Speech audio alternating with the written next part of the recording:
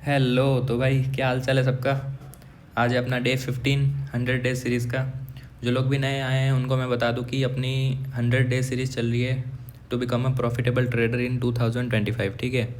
तो जिनको कुछ भी डाउट है ट्रेडिंग के रिलेटेड वो जाके प्लेलिस्ट चेकआउट करो, डे 1 से स्टार्ट करो। तो आज है डे 15 और जो लोग कंटिन्यूअस फॉलो कर रहे हैं उनको मैं बता दूं कि लास्ट क्लास में अपन ने थोड़ा सा डिस्कस किया था कि टाटा मोटर्स में कैसे अपना multiple time frame analysis work किया था। ठीक है। तो आज अपन और उससे प्रीवियस क्लास में अपन ने देखा था कि एग्जैक्टली अपन ट्रेड स्कोर कैसे देते हैं।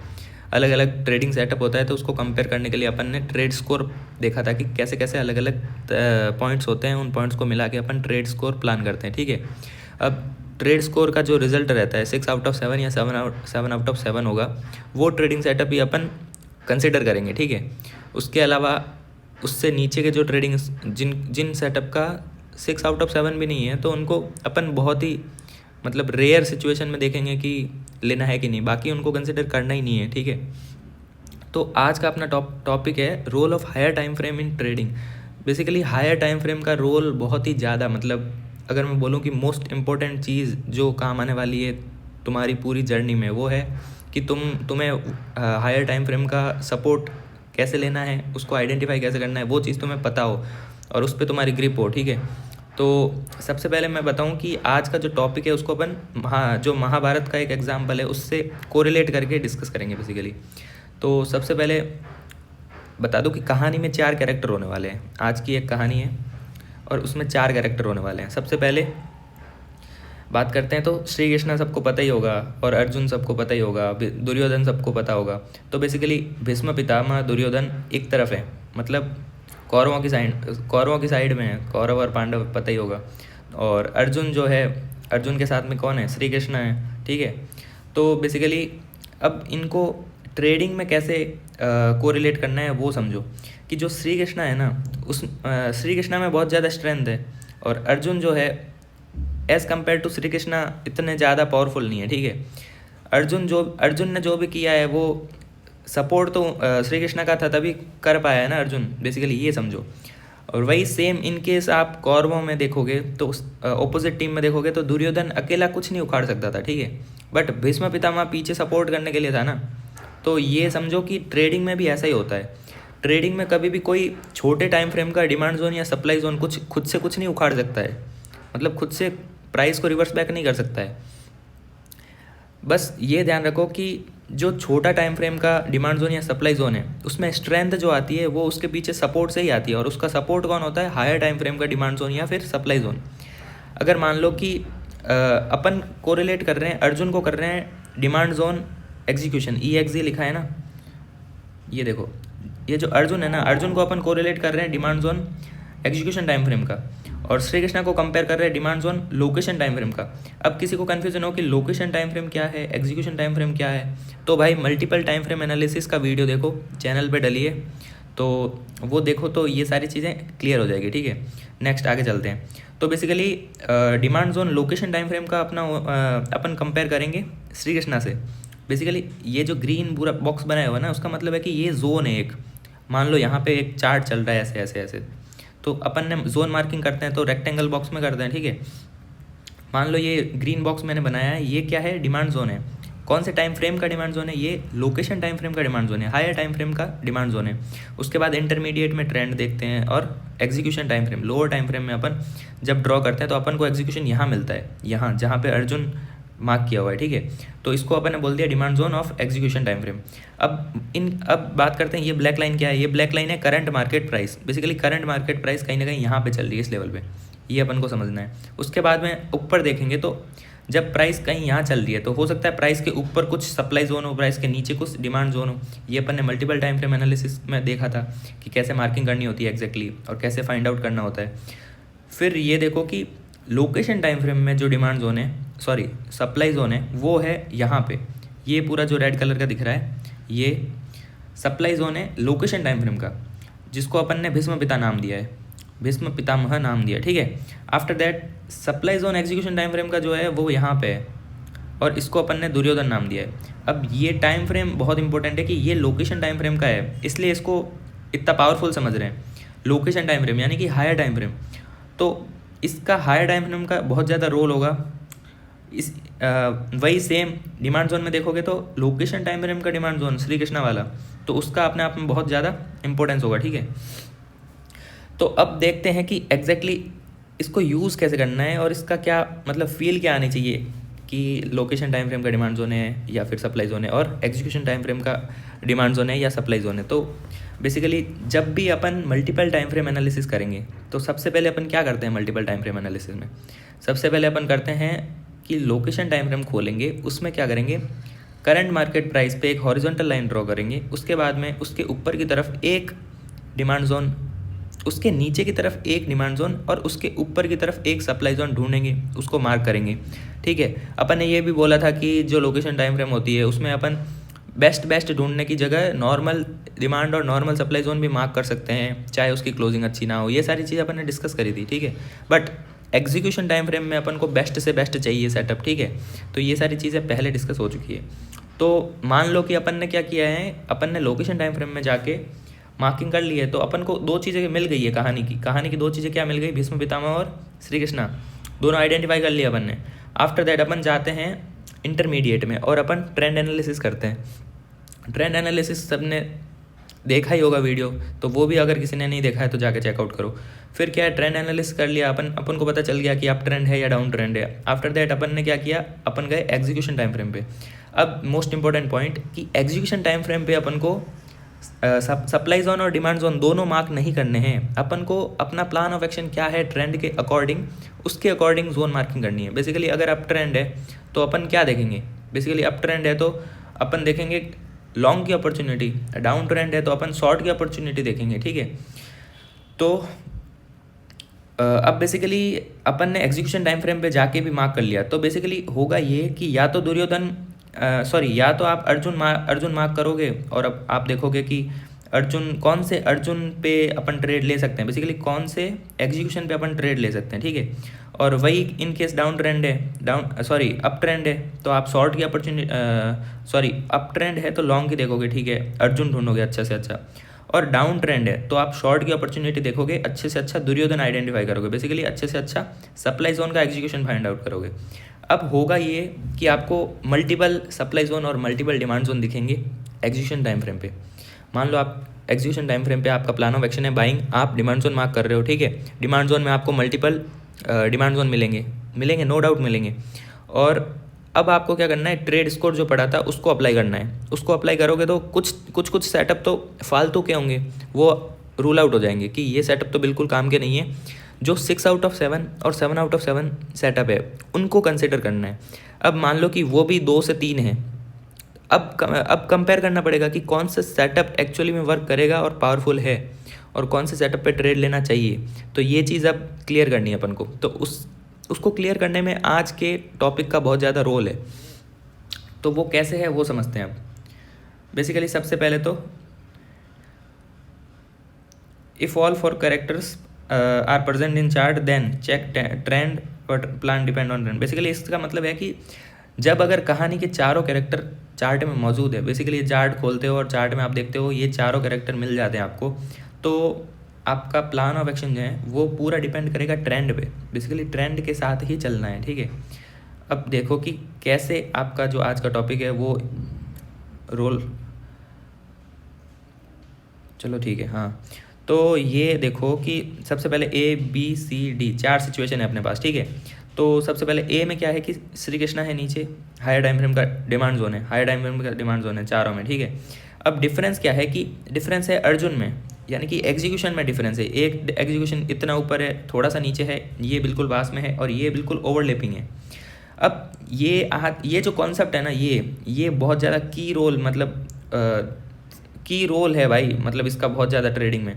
तो आपको समझना है कि अगर एग्जीक्यूशन बहुत दूर है श्री कृष्णा से, बेसिकली हायर टाइम फ्रेम से बहुत ज़्यादा दूर है, तो इस जोन को अपन को एग्रेसिव कंसीडर करना है। बेसिकली एग्रेसिव कंसीडर करने का मतलब ये है कि भाई अगर तुम इस ट्रेडिंग सेटअप पे तुम ट्रेड ले रहे हो तो तुम्हारा जो एसएल होने की प्रोबेबिलिटी है वो बहुत ज़्यादा होगी।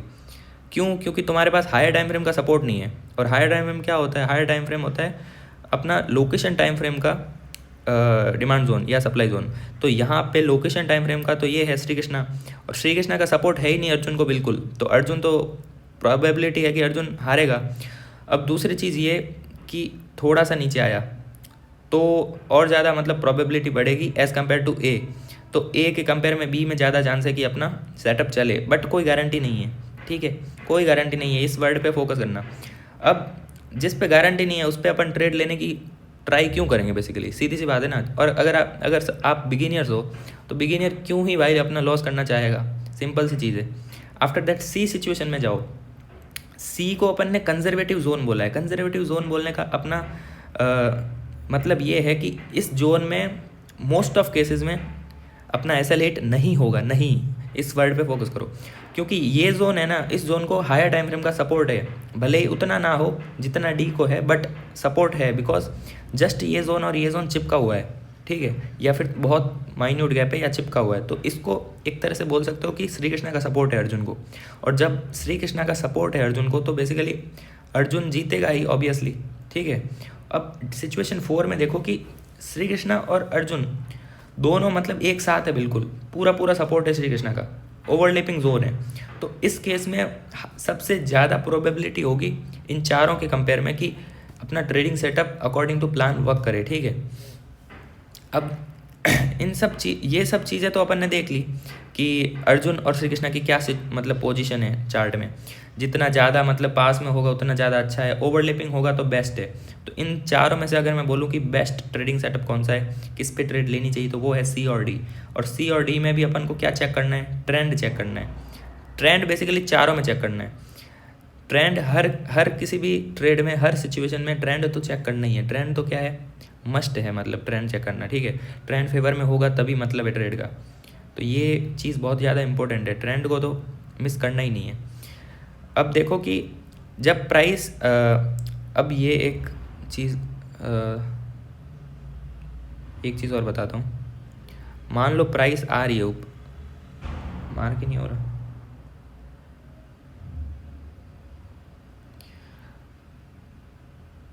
मान लो प्राइस ऐसे आ रही है नीचे, ठीक है। तो प्राइस जब नीचे आ रही होती है ना, तो आप इस अर्जुन पे ट्रेड करना चाहोगे या नहीं, या फिर ये जो सेटअप है आपने मार्क करके रखा है और श्री कृष्णा आपको पता है यहाँ पे हायर टाइम फ्रेम का डिमांड जोन, तो आपका क्या मेंटेलिटी होगी, साइकोलॉजी होगी, क्या प्लान ऑफ एक्शन होगा, वो अपन डिस्कस करने वाले हैं, ठीक है। इनके सेम अपन को यहाँ पे भी देखना है, वापस यहाँ पे भी देखना है। ये जो बना रहा हूँ ना, ये ऊपर से प्राइस नीचे आ रही है बेसिकली। अबे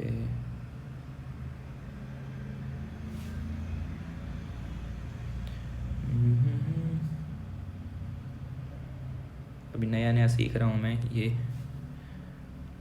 इसलिए थोड़ा स्लो है। तो भाई सबसे पहले अपन आते हैं यहाँ पे। तो सबसे पहले क्या है कि जब प्राइस यहाँ से आ रही होती है ना, मतलब बेसिकली कहीं से भी ऊपर से जब प्राइस आ रही है और अर्जुन को हिट करने वाली है और श्री कृष्णा बहुत दूर है, तो ये एक एग्रेसिव जोन है। पर एग्रेसिव जोन है तो अपन ये चेक करेंगे कि ट्रेंड का बेसिकली क्या रोल है और कैसे कोरिलेट कर सकते हैं अपनी स्टोरी से। तो बेसिकली यहाँ पे वापस आते हैं। बेसिकली जब ट्रेंड अप ट्रेंड होता है तो बेसिकली अपन को ये समझना है कि अप ट्रेंड है मतलब अर्जुन के तीर निशाने पे लग रहे हैं, इस वर्ड पे फोकस करो। अगर अप ट्रेंड है तो ये समझना है कि अर्जुन के तीर निशाने पे लग रहे हैं, डाउन ट्रेंड है तो ये समझना है कि दुर्योधन के तीर निशाने पे लग रहे हैं। बेसिकली कहने का मतलब ये है कि अप ट्रेंड है मतलब अर्जुन ईजिली जीतेगा क्योंकि उसके तीर निशाने पे लग रहे हैं, मतलब जो एग्जीक्यूशन टाइम फ्रेम के डिमांड जोन है वो फॉलो हो रहे हैं, ये अपन को फील आनी चाहिए। वही ऑपोजिट, अगर आपका ट्रेंड डाउन है तो आपको समझना है कि दुर्योधन के तीर निशाने पे लग रहे हैं, तो उस केस में अपन अर्जुन पे ट्रेड लेना प्रेफर नहीं करेंगे बेसिकली, क्योंकि अर्जुन के तीर निशाने पे नहीं लग रहे हैं, बेसिकली दुर्योधन के तीर निशाने पे लग रहे हैं। तो दुर्योधन यानी कि supply zone execution time frame का, उसको अपन प्रेफरेंस देंगे और अपन शॉर्ट की अपॉर्चुनिटी देखेंगे। अगर मान लो कि आपके पास अपॉर्चुनिटी नहीं है शॉर्ट की और डाउन ट्रेंड है, तो आप जस्ट वेट करो चार्ट के और फॉर्मेशन बनने का, ठीक है। ज़बरदस्ती ओवर ट्रेडिंग नहीं करनी है।